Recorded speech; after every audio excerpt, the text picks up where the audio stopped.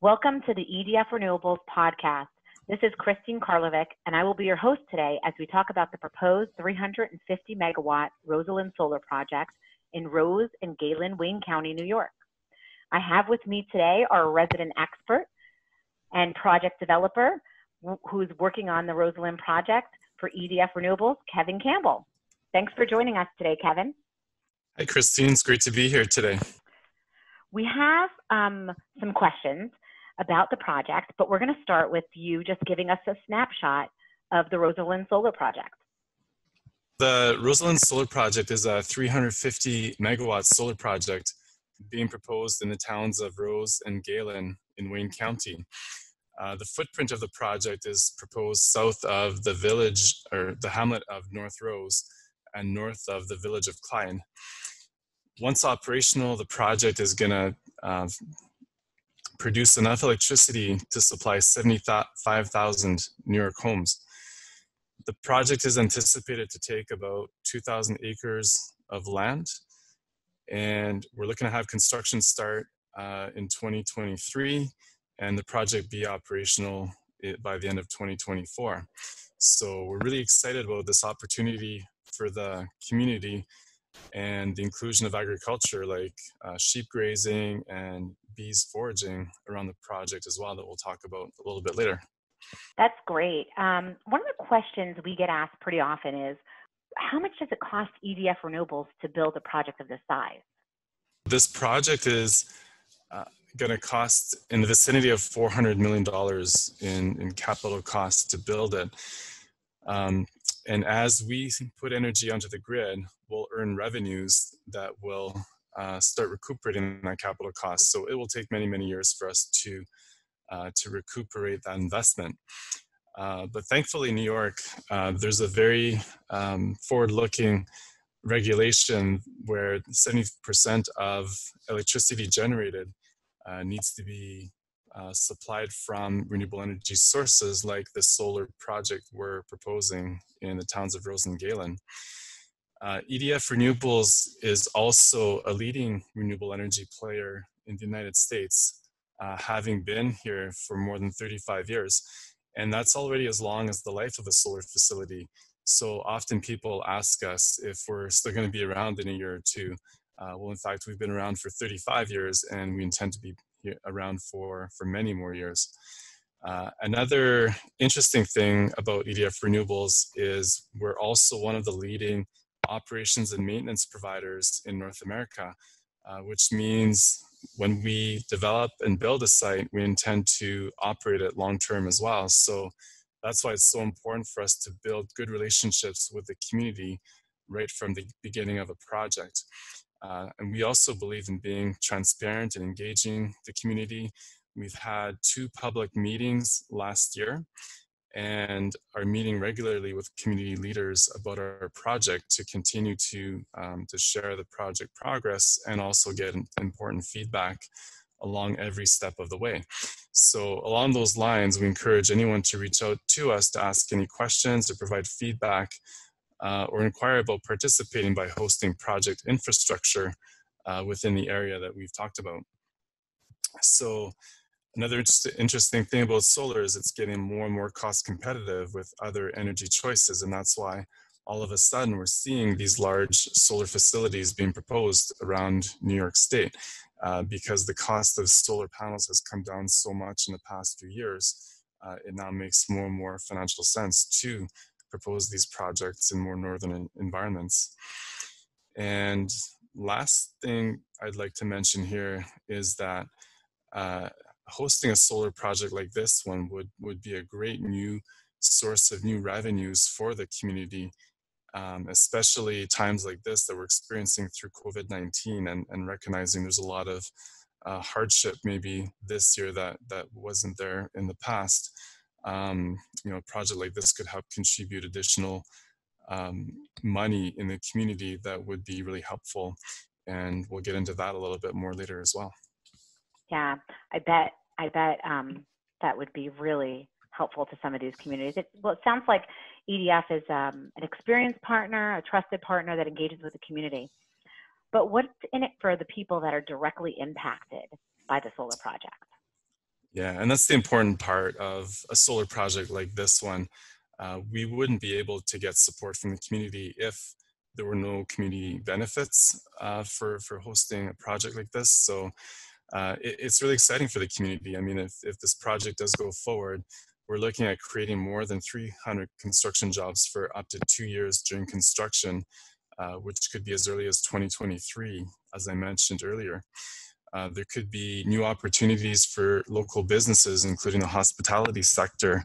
As you can imagine, if there's 300 construction workers coming to the area, they need places to eat and places to sleep. Obviously, it would be great if local folks had the opportunity to contribute in some of that construction labor.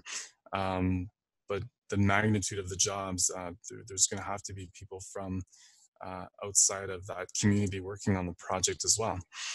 Also, once operational, we're proposing to contribute $1 million per year in new revenues to the town of Galen, the town of Rose, Wayne County, Clyde Savannah Central School District, and North Rose Wolcott Central School District as well.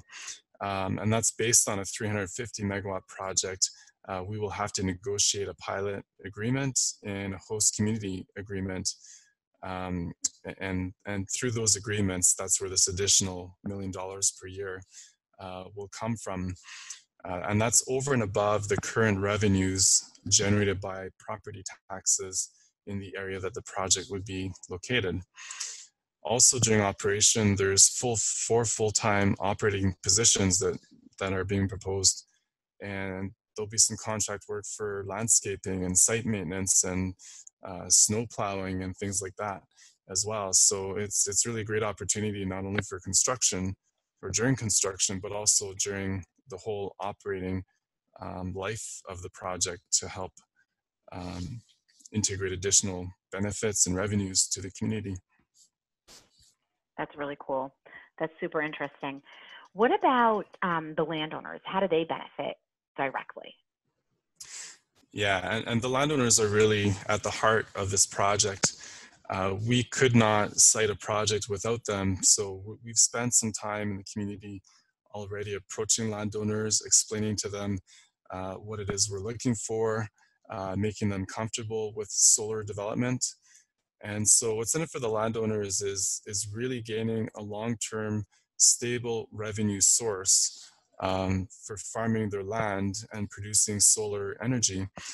And so some landowners may be able to keep the land in their family for many generations going forward, because the property will be fruitful for them and bear a good economic opportunity.